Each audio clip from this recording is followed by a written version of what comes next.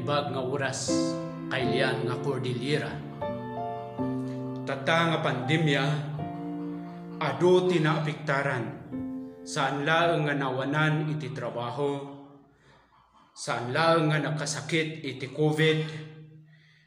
Adu pay dagiti mangnamnama iti gobyerno nga maipaayanda pay iti ayuda. Maipaayanda iti makan. Ti tao no mabisin awanan ti kanena agbaliw ti tao. Haan nga agbaliw iti pagsayaatan no paginbagan ti kinatao na no diket agbaliw nga agbalin nga dakes ti tao. Alisto nga makiapa. Agribildi iti Dios. Gumura iti Dios. Gumura iti gobyerno no saan nga maikan iti ayuda. Dayta ti ipikto no ti tao ket maawanan iti makan. Iti dayta nga sitwasyon no mabisin ti tao gundawayan met ti diablo tapno alilawen na ti tao.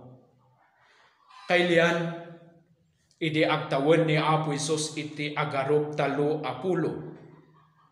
Napan nagpabautismo ken ni Juan tapno matungpal na ti amin nga pagayatan iti Ama. Kalpasan ti panakabautismo ni Hesus ti sinmaruno nga insurat ni Mateo ket iti panangi turong iti Santo Espiritu ken ni Apo Isus ijay letang, ijay wilderness nga awan or lugar nga awan ti makan, awan ti danom nga mainom.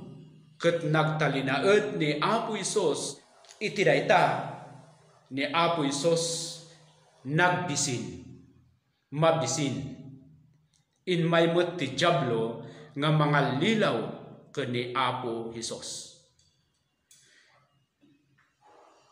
Adda ti tallo nga nagsasaruno nga panangsulisog ti diablo ken ni Apo Hesus. Ket maysa kadagitoy isu ti maipanggep iti makan, maipanggep iti taraon. Gapo ta mabisin ni Apo Hesus. Ti adalan tayo ket ti taraon nga inbaga ni Apo Hesus nga pagbiag ti tao. In surat ni Mateo iti Mateo chapter 4 verse 1 to 4, ti Espiritu inturong na ni Hesus ijay letang tapno sulisugen ti diablo. Kalpasan ti 4 apulo nga aldaw ken rabii asaan na apanangan nabisinan ni Hesus. Inmasideg ken kuana ti diablo ket kinunana, no sika ti anak ti Dios, pagbalinem at tinapay dagitoy abato. Ngam insungbat ni Hesus ken kuana, kinuna tinasantuan asurat, saan laeng at tinapay ti pagbiag ti tao no di pay ket ti tunggal balikas nga agapo iti Dios. Makita tayo ti panggep ti Espiritu Santo ti Dios. Inturong na inpan ni Kristo Hesus ijay letang, ijay wilderness, lugar nga awan ti makan, lugar nga awan ti danom nga mainom. Nagyan ni Apo Hesus iti 4 apulo nga aldaw ken rabii. No malagip tayo, idi panawen dagiti Israelita, idi irwar ni Moses dagiti Israelita ijay Egypt tapno ipana isuda ijay wilderness or magnada ijay wilderness tapno mapanda ijay promised land nga inkari ni Yahweh kadagiti tattao na nga Israelita. Idi addada ijay wilderness. Nagbisin dagiti tattao. Nagnada ijay iti 4 apulo atawen. Lugar met nga awan iti makan, awan iti danom nga mainom. Isuti kang runaan nga reklamo dagiti Israelita makan ken mainom nga danom. Gapu iti dayta nagbisin ken nawawda ket pinabasol da ni Moses, nagririda ken ni Moses, pinabasol da ti Dios, nagririda iti Dios, nagrebildida iti Dios. Kasta ti kasasaat ti tao numabisin ken awanan iti danom. Mabasa yu dayta iti Exodus chapter 16. Dayta ti kaya ti Diablo nga aramiden na or aramiden ni Apo Isos. Nga no isu ti pudno nga anak ti Dios kahit nga sa no isu na ti pudno nga Misaya. Kalpasan nga binautismuan ni John the Baptist ni Hesus Kristo kunan ti Ama naglukat iti langit kunan ti Ama daytoy ti kakaisuna nga anak ko. Now in my ti Diablo kunana no sika ti anak ti Dios, no sika ti Misaya, pagbalinem nga bato daytoy or pagbalinem nga tinapay daytoy nga bato, dagitoy nga bato. Tambangan ka, gaputa mabisin ka. Inso tisungbat ni Isos. At saan nga nuan niya di bagina, kasapulan ti bagina, nga tinapay nga taraon, dito rabaw ti daga. Kastoy tisungbat na. Kas na kuna tinasantuan asurat. No kuna na iti baro nga tulag nga nasantuan asurat, ti sarsaritaan na dita, dijay na isurat iti daan nga tulag nga insurat da Moses ken dagiti propeta. Ket kas insurat da Moses iti daan nga tulag, iti Deuteronomy chapter 8 verse 3, dayto iti insungbat ni Jesus iti Diablo nga mangal alilaw ken kuana. Basa iti verse 3, iti Deuteronomy chapter 8, kunana, pinagbisin na kayo, katungtungtong na dito dagiti Israelita, pinagbisin na kayo, sana kayo metla inikan iti mana. Maysa ataraon adiyo pay naramramanan, uray dagiti kapuunan niyo. Inaramid na daytoy tapno, masursuruyo asaan la at tinapay ti pagbiag ti tao. Nudi pay ket dagiti amin asao ti Dios. So ibagbaga ni Yahweh kadagiti Israelita sakbay nga dumanon da iti isasangput da ijay promised land in palagip na kadakwada iti bilbilin na nga sapay latanumapan kayo ijay promised land dumanon kayo iti daga nga naikari para kada kayo hanyo nga liwayan nga surutan iti bilin. Ta iti tao saan laeng nga agbiag babaen iti nainlasagan nga taraon nudi agbiag met iti sao iti Dios. Panagtungpal, panagtulnog iti bilbilin ti Dios ti ibagbaga ni Yahweh kadagiti Israelita nga dapat nga aramiden da.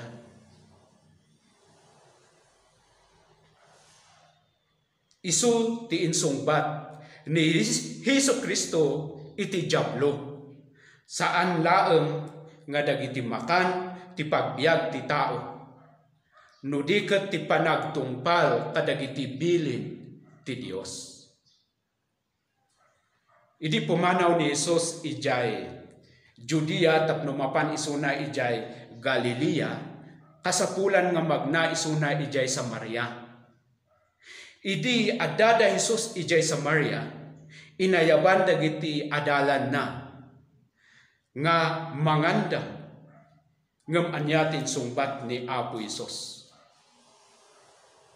Iti Juan chapter 4 verse 31 to 34 na isurat kunana, kabayatan na inayaban dagiti adalan ni Jesus, Maestro, umay ka manganen, ngem kinunana kadakwada, ada taraon ko adiyo pay o diyo ammo. Iti kasta nagsisinalutsod dagiti adalan. Ada aya nang yeg iti kanuna. Ti taraon ko, isut panang tungpal ko iti pagayatan tinangibaon kanyak, ken ti panangilepas ko iti paaramid na. Kinuna ni Jesus kadakwada. So ti taraon ni Kristo Jesus, ket isu ti panang tungpal na iti amin nga nangibaunan ti Ama ken kuana. Saan nga nagbaligi ti diablo nga nangallilaw ken Kristo Jesus. Kaya ti diablo nga dadaeulen na ti panggep ti Ama nga nangibaon ken Kristo Jesus ditoy lubong. Kaya ti diablo nga agbasol ni Apo Jesus. Kaya ti diablo nga titungpalan ni Apo Jesus ket ti diablo. Tapno ti diablo iti mapadayawan saan ketla ati Ama. Kaya ti diablo nga dadaeulen iti panggep nga naibaon ni Apo Jesus ditoy rabaw ti daga. Nga umay nga mangtungpal kadagiti amin nga linteg ken mangikaro iti dusa ti basol gapu kadatayo nga nagbasol. Tapno mangipaay iti panakaisalakan kadatayo nga managbasol. Dayta ti kayat nga dadaeulen ti diablo ti umay nga panagtulnog ni Apo Jesus. In surat ni Mateo iti Mateo chapter 5 verse 17. Di kay pagarupen nga inmayak amang dadaol iti linteg, wenno kadagiti mamadto. Sa anak nga inmay amang dadaol, no diket mangtungpal. Inmay ni Jesus nga mangtungpal, iti amin nga linteg nga linabsing tayo nga tattao. Isuna ti pakatungpalan ti amin nga sao dagiti propita, dagiti daan nga tulag, maipanggep iti nainbag nga damag, nga misaya nga umay, nga mangikaro iti basol tapno ada pa kay salakanan tayo nga managbasol. Kasano tinarabi ni Apo Isos in surat ni Apostol Pablo. Kunana iti Philippians chapter 2 verse 5 to 11. Adda kumakada kayo daytoy anakem nga adamet ken Kristo. Isu nga idinto nga adaan galad a Dios saana nga inkankano ti panakipada na iti Dios. Banag arebeng na idi asalimutmutan. No diket binaybayan na ket inala na ti galad nga adipen ana aramid a kapadpada dagiti tao. Ket idinto ang nagparang iti kasasaat ti tao, nagpakumbaba anak nakem na ang nagtulnog aging gaken ni patay. Ken patay, wen patay iti cross. Gapunamet ati Dios intanok na iti kangatuan unay, ket inikan na itinagan ang natantanok ngem iti amin anagan. Tapno itinagan ni Jesus, isu amin atumeng agparintumeng. Dagiti ada sa dilangit, dagiti ada iti daga, ken dagiti ada iti uneg ti daga. Ken amin adila ipudnuda ani Hesu Kristo isu ti Apo, tapno pakaydayawan ti Ama. So ti panagpakumbaba ni Kristo nga mangtungpal iti amin nga pagayatan ti Ama, uray iti patay na, ipapatay na iti cross, gapo iti basol, intanok ti Ama tapno amin nga pinarswa ti Dios, agpakumbaba, agparintumeng da ken kuana. Insaat ti Dios ni Kristo nga isu ti Apo, isu ti kangatuan nga turay, tapno maidaydayaw ti Ama. Dayta ti taraon ni Kristo. Nga kaya ti diablo nga isukat iti tinapay. Kaya ti diablo nga awan ti makatungpal iti pagayatan ti Ama, tapno awan ti maisalakan. Tapno saan nga mapadayawan ti Ama, tapno ti diablo ti maidayaw. Ngem saan nga nagbaligi, gapu ta tinungpal amin ni Kristo ti pagayatan ti Ama, uray ti panangikaro na iti baso ti tao iti cross. Salusudek ken kakailyan nga Cordillera. Nagbiag kakadimet nga nang tungpal iti amin nga linteg ti Dios. pinagbalin mo kadi nga taraon ti bilin ti Dios. Tinungpal mo kadi amin nga naisurat nga linteg ti Dios. No saan mo nga tinungpal ti amin nga bilin, no adda ti maysa nga linabsing mo, anya ti kuna ti Dios ken ka. Galatia chapter 3 verse 10 in surat ni Apostol Paul, mailunod ti siya sinuman asaan nga agtungpal iti amin nga naisurat iti libro ti linteg. No saan mo nga tinungpal ti amin nga naisurat iti libro ti linteg, ti kasasaad mo na ilunod, tinang ilunod ken ka, saan nga padam nga tao, saan nga diablo, ti Dios tinang ilunod ken ka, ti Dios nga nalinteg ken Dios ti hustisya, ti mangsingir ken ka, iso ti nangilunod ken ka, dayta ti dakes nga damag. Ngem kaylan tinaimbag nga damag, tinungpal ni Kristo ti amin nga linteg. Tapno no mamati ka ken kuana, maited ken ka ti biag nga awan patenggana. John 3:36, ti siya sino man ang mamati iti anak, maadaan iti biag nga agnanayon. Siya sino man adi mamati iti anak, di nanto maragpat ti biag, no diket agtalinaed ken kuana ti panusa ti Dios. Dayta ti kasasaad ti tao, amin nga saan nga namati ken Apo Hesus, amin nga saan nga nagbabawi iti basol na gapu ti panaglabsing na iti linteg iti Dios, saan nga nagtalek ken Apo Hesus iti naramidan ni Kristo Hesus ijay cross, iti panakatay na iti basol na itanem nagungar may katalungal daw madusa iti agnanayon, agtalinaed ken kuana ti panusa ti pungtot ti Dios. Kapsat awisen ka daytoy ti taraon, ayuda ngayon ti Dios ngahan mo nga itrabahuan.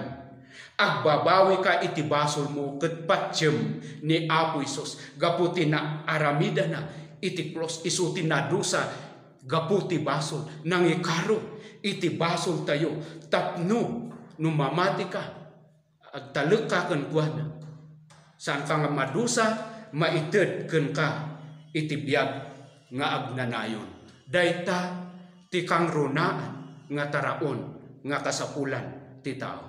Tapno agbiag sa langa iti daytoy agdama nga biag, uray pay iti biag nga mataginayon.